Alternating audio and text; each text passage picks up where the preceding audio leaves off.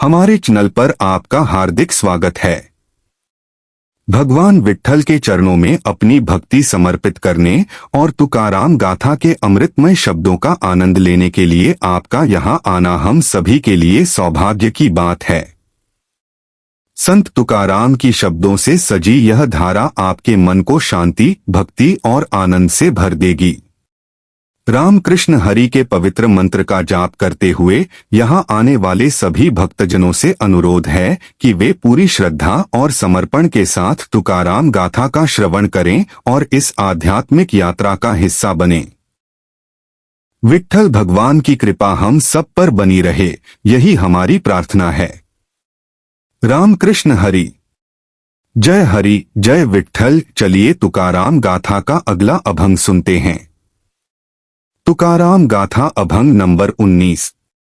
ब्रह्मादिक जया लाभासी ठेंगणे दिए आम्ही भले शरणागत कामनेच्या त्यागे भजनाचा लाभ जाला पद्मनाभ सेवाणी कामधेनुचिया क्षीरापार नाही इच्छेचिये वाही वरुषावे बैसलिये ठाई लागले भरते त्रिपुटीवरते भेदी ऐसे हरि नाही आम्हा विष्णुदासा जगी नारायण अंगी विसावला तुका म्हणे बहु लाटे हैं भोजन नाही रिता कौन राहत राहों।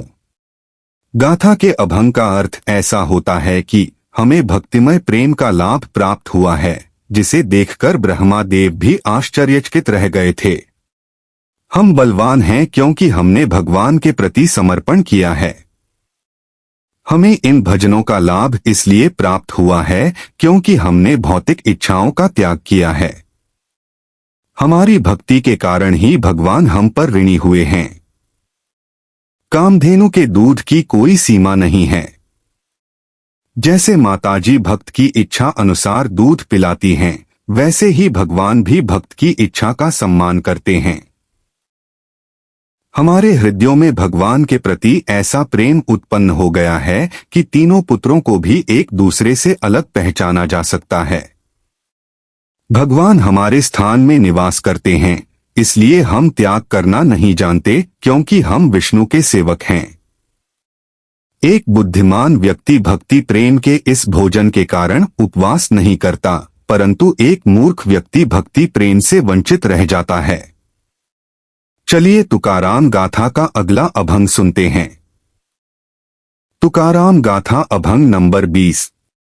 दुजे खंडे तरी उरला तो अवघा हरी आपना बाहेरी न लगे ठाव धुंडावा इतुले जानाव्या जाना कोंड तरी मने मना पारधी च्या खुना जानतेनेची साधाव्य देह आधी काय खरा देह संबंध अपसारा बुझगावने चोरा रक्षण से भासते तुका करी जागा नको वास्पू वावगा आहेसी तू अंगा अंगी डोए उघड़ी।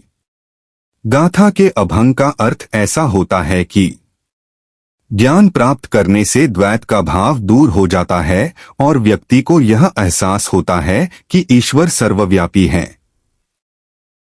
इस प्रकार व्यक्ति अपने भीतर के आत्म को पहचान सकता है।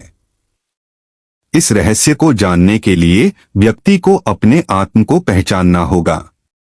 जैसे किसी अंधे व्यक्ति की कला केवल उसी को ज्ञात होती है, वैसे ही भगवान को जानकर विष्णुदास का मन उनसे एक हो जाता है।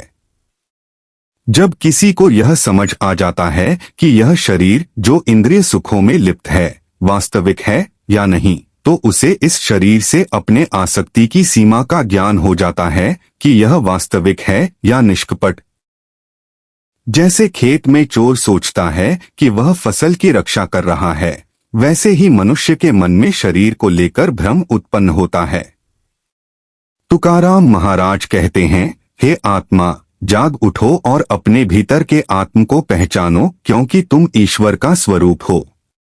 अगर यह वीडियो पसंद आया हो तो वीडियो लाइक करे, शेयर करे और चैनल सब्सक्राइब करे। आपसे अनुरोध है कि QR कोड स्कैन करके चैनल को सपोर्ट करे। धन्यवाद। रामकृष्ण हरि वासुदेव। हरि जय विट्ठल।